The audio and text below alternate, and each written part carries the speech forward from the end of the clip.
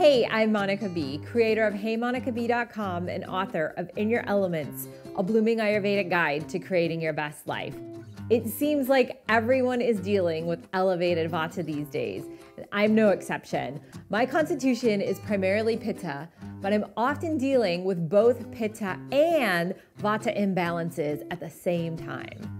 When Vata is high, I rush through my day, make mistakes that could have been avoided, and feel totally spun out. Then my Pitta gets upset, thinking, why aren't things going my way?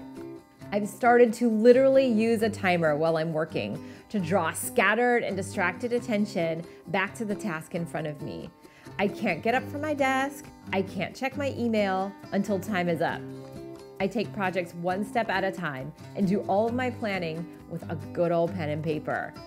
Slowing down and making the effort to write out my thoughts by hand clears my mind, and afterward, I feel way more grounded. Simple activities done regularly is a gentle way to nudge Vata back into balance.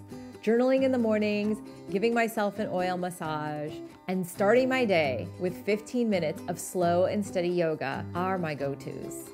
They're mild activities, but my driven Pitta side still feels accomplished when I check them off my daily routine list.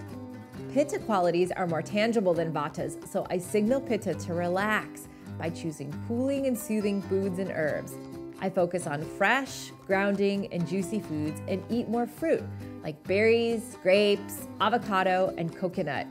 I even stop drinking coffee and cut out garlic and onions. I always take 2 healthy Pitta tablets in the morning with water.